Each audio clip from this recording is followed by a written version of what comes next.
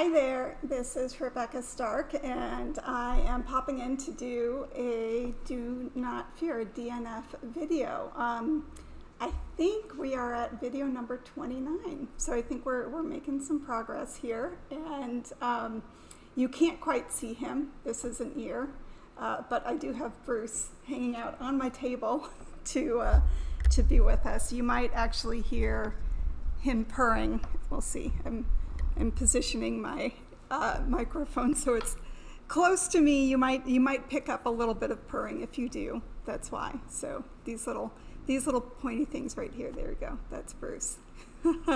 So thank you so much for popping in. This video is not all about Bruce, but this is my life, and sometimes my life is the furry creatures with whom I share our home and our life with. So. I am popping in this Tuesday morning. I hope you're doing wonderful, and we've just got the sun popping out finally. It was a hazy morning, but that's okay. I've been running around the house and getting the house ready because the cleaners are coming, and these are.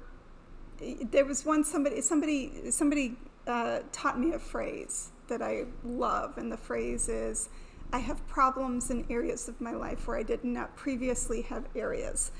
So I have to juggle and make sure I have the time to get my house clean so that my cleaners can come. Yeah, I haven't always had cleaners, and it's a blessing. I'm grateful. And as I'm running around the house and getting the house ready, mostly moving things out of the way so they can clean, I came across this. This is a book that I bought presumably in 2022, because my first entry in here is in 2022. So yes, this says August of 2022 is when I first got this started. So do one thing every day that scares you. And the idea is to start facing your fears one day after another. So doing these videos, even though this is my 29th, I'm pretty sure it's my 29th video, even though this is my 29th video and I've been doing these off and on for a while now, it's still scary. It's still scary to make a video and to ask that question of, who am I going to reach? Is anybody going to watch this? Is it going to help? Is Bruce going to take over the video? So there we go. He just repositioned himself. So he's on top of my little notes here. So I'll be moving him out of the way as I'm trying to read, and he's trying to attack my hand. So I'm going to give him something else to play with. There you go. Anyways, so as I was reviewing my verses this morning and trying to think of what verse I want to read through today, one struck me just because I read the Bible every night with Patrick, and Patrick and I just read this story together. So I'm going to share a little bit about the story and the context and the verse, just so you know. So the verse, officially, we're going all the way back to the first book of the Bible, Genesis. It's Genesis 22, verse 14. And the verse says, "So Abraham called that place, the Lord will provide. And to this day it is said, on the mountain of the Lord, it will be provided." Not an explicit, outright, do not fear, but being told it will be provided. That helps, right? That helps us address fears that we might have. And if your fear is, God's not going to provide for me, there's just a reminder, and apparently it's a saying. I don't know. I haven't heard this saying. I don't know if you have. On the mountain of the Lord, it will be provided. But in theory is not the word, but if you proverbially take what you're worried about and you put it on the mountain of the Lord, God will provide for you and God will take care of you. So what's the context? What's the background? I love this story. This is a story that kind of doesn't make any sense until you delve into it and you figure out what's going on. So the story is Abraham, who after literally decades of his life, a very long time in his life, waited eagerly to have a son with his wife Sarah. And he finally has a son, and his son is Isaac. So Abraham has Isaac, and one day God says, Abraham, take Isaac, take your one and only beloved son, and bring him to the mountain and sacrifice him. Put him on the altar and sacrifice your son, which is a really weird request. Like, why is God asking Abraham to sacrifice the son that God promised Abraham? How on earth does this make any sense? So I definitely sat with that and asked that question. And I came across, I can't remember who the author was or who was sharing about it, but I came across something finally that explained what was going on. And the explanation was, whatever it is you're withholding from God, you need to put that on the altar. Whatever it is you are not willing to give up, that's the thing that you need to put on the proverbial sacrifice, on the proverbial altar of sacrifice. So the Bible never encourages the sacrifice of children. Never. That is not part of the tenet of the Bible. So that also makes this a weird thing. Why would God ask for the sacrifice of a child when that has never happened before? There is a story of, I think it's in the book of Judges, of a judge who had promised God and said, like, listen, I want to go out. I'm going to go out. I'm going to win this battle. God, if you let me win this battle, when I come home, the first thing that comes out of my house to greet me, I will sacrifice that to you. And the first thing that came out of his house was his daughter.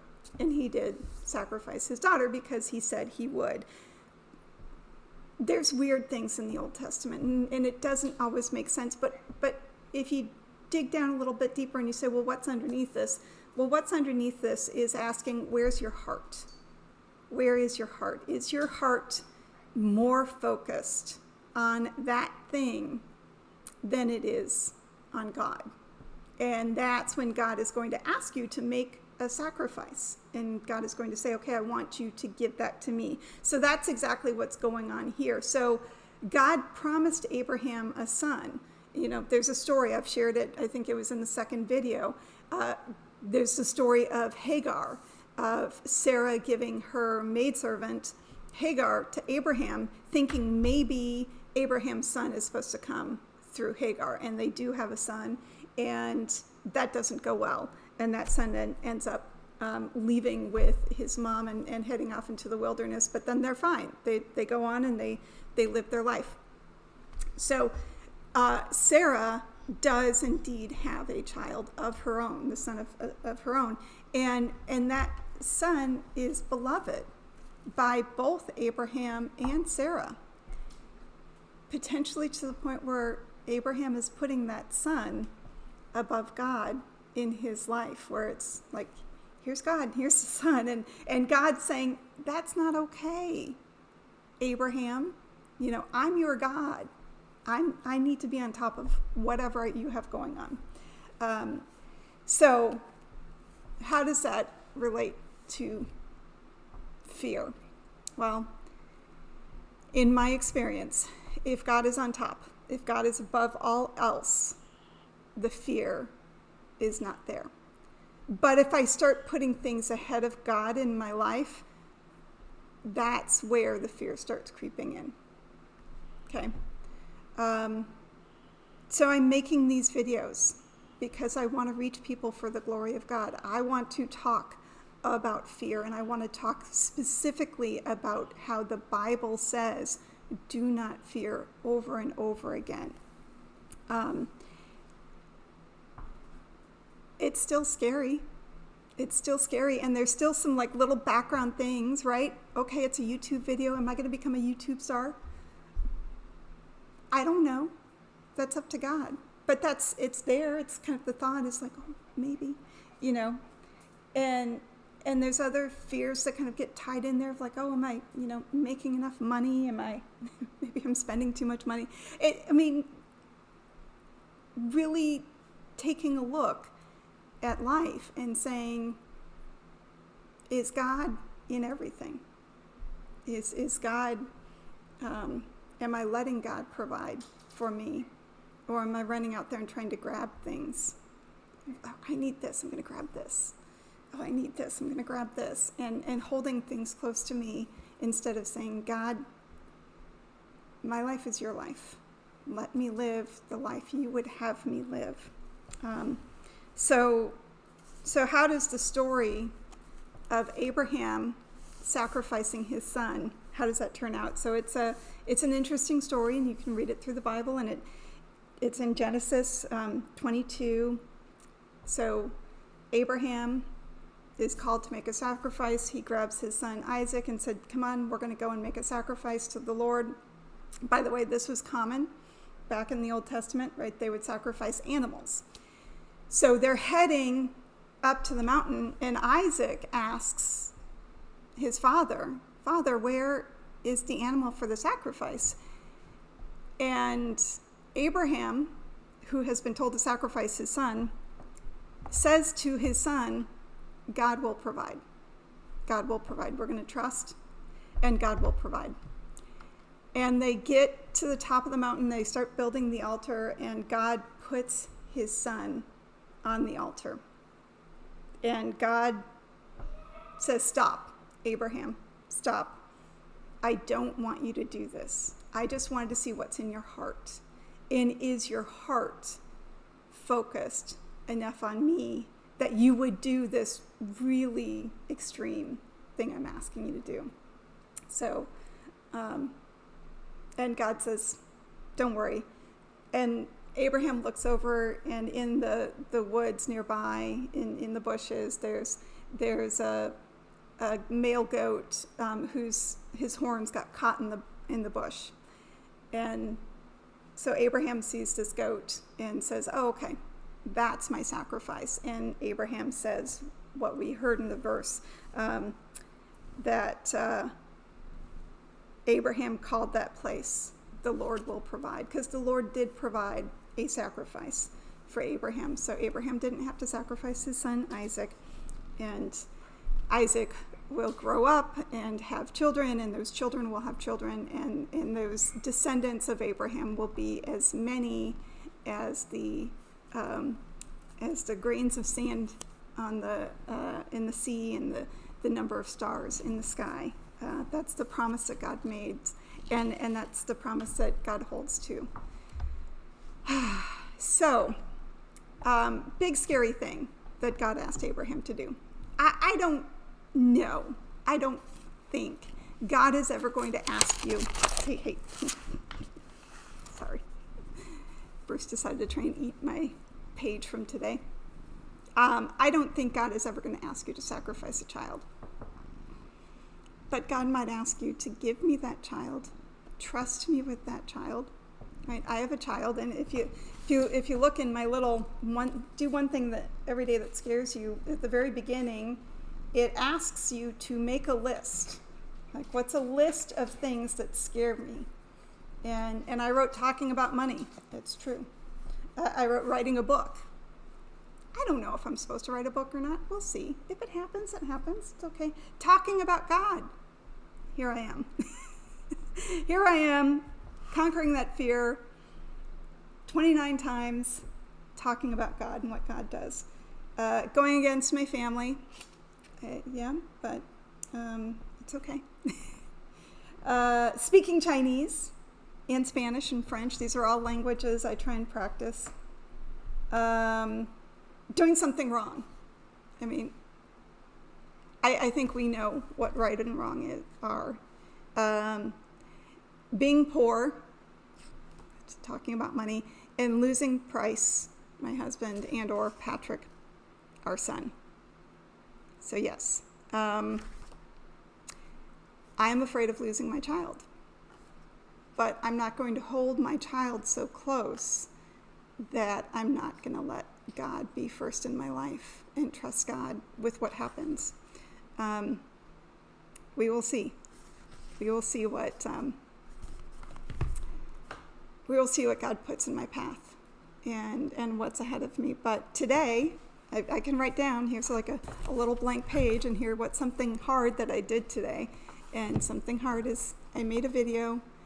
I'm talking about God, talking about how God is important. God is important in my life. God was certainly important in the life of Abraham, and I hope that God is important in your life. I hope that this video encourages you in bringing God into the forefront of your life and not just out there somewhere, but God is in my life, and God is an important element in my life. So this, I've got an orange tail right here. This is Fluffy. So Bruce was taking up this part of the table. Fluffy's on that part of the table. I'm talking to you. Life is good. I can't complain. We joke in our family that we are rich in cats. We are rich in cats, indeed. I'm grateful for this opportunity. I'm grateful that you took a little time out of your day to watch this video and hung in here. And on the mountain of the Lord, it will be provided. So I hope you know that and you remember that and you recognize that. And if there's something that you're holding on to, there's something that you're afraid of losing, ask God. Ask God, what is this? How is this serving me? God, how is this serving you? And God, let me seek to serve you in my life. And I hope that you find blessings in the answers you get, and you find peace, and you find freedom from fear. So thanks again for watching, and stay tuned for the next one. Bye-bye.